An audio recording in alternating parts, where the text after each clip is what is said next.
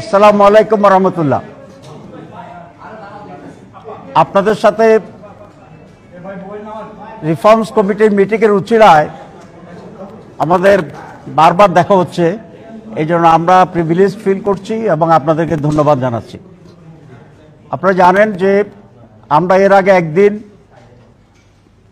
নির্বাচনের রিফর্মস কমিটির সাথে আমাদের বৈঠক হয়েছিল এবং কনসেনসাস কমিটি যেটা আছে সেটার সাথে, এবং আমরা বলেছিলাম পরে আরও বৈঠক হবে। আজকে সেই সেকেন্ডের মিটিং ফার্স্ট হাফ আমরা শেষ করেছি।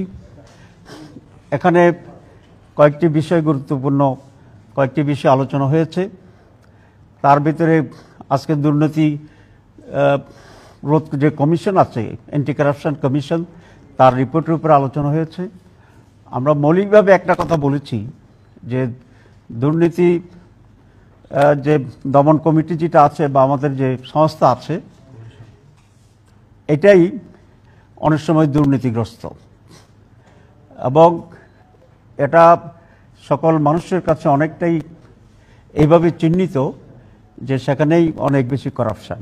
আমরা সেই জন্য একটি দুর্নীতি দমন কমিশন এবং তার আওতাধীন একটা ওয়াচ ডগের মতো কাজ করবে একটা কাউন্সিল করার জন্য আমরা প্রস্তাব দিয়েছি।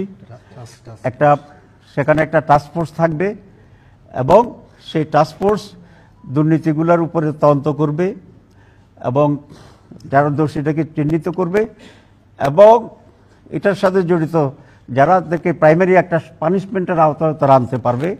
যেমন যদি চাকরিজীবী হয় তাহলে সাসপেন্ড করা, শোকজের আওতায় আনা ইত্যাদি। সুতরাং দুর্নীতি দমন কমিশনের উপরেই যেন একটি ওয়াচডগ দুর্নীতি দমন কাউন্সিল বা কমিশন থাকে, এটাই আজকে আমরা গুরুত্বপূর্ণ প্রস্তাব হিসেবে সেখানে দিয়েছি।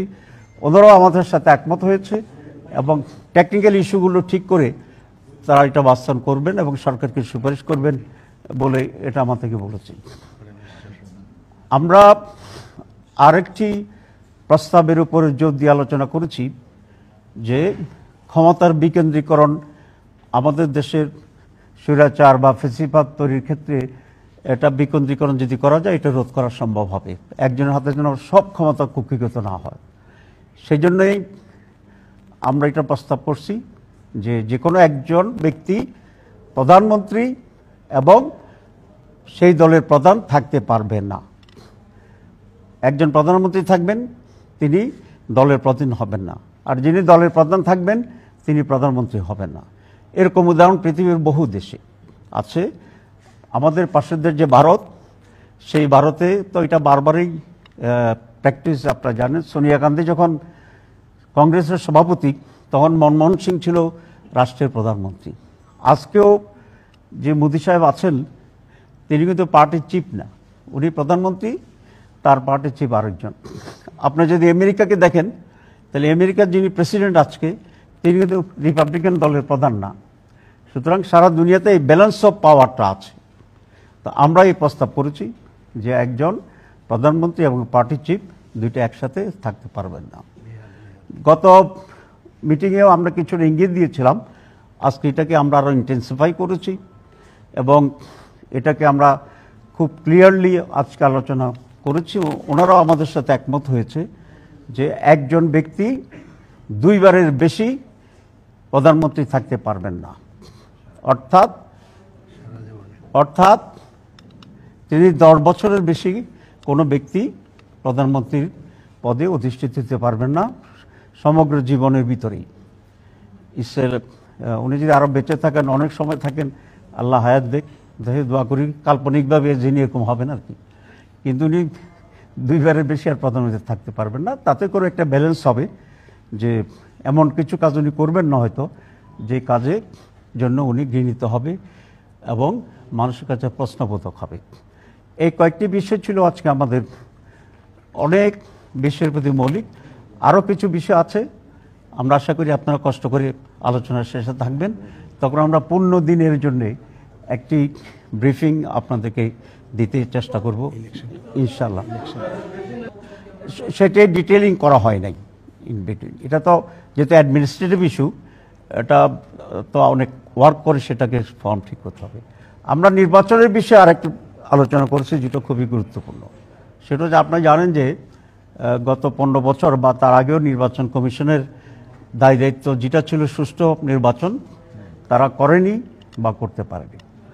এর অন্যতম প্রধান কারণ হচ্ছে আমাদের বিদ্যমান আইনে নির্বাচন কমিশনারদের ত্রুটি বিচ্যুতি এবং তাদের ভুলভ্রান্তির জন্য খুব বেশি শাস্তির কোনো সিস্টেম আমাদের দেশে নেই। আমরা এবার বলেছি যে তাদেরকে ইলেকশন কমিশনার যারা আছেন তাদেরকে চাকরিকালীন সময়ে তো সুপ্রিম জুডিশিয়াল কাউন্সিল তাদের উপরে শাস্তি নিশ্চিত করতে পারেন এবং সেটাকে তারা ইনভেস্টিগেট করতে পারেন। কিন্তু আমরা বলেছি যখন তাদের চাকরি চলে যাবে, মেয়াদ শেষ হবে, তখন কোনো আইনের আওতায় তারা থাকে না। এবার আমরা প্রস্তাব করছি তাদের জন্য একটি আইনের সংশোধন করে জবাবদিহির আওতায় আনতে হবে এবং নির্বাচন কমিশন থেকে রিটায়ার করার পরেও তাদেরকে শাস্তির আওতায় আনতে হবে। এই জন্য প্রয়োজনীয় আইনের সংশোধন করা দরকার।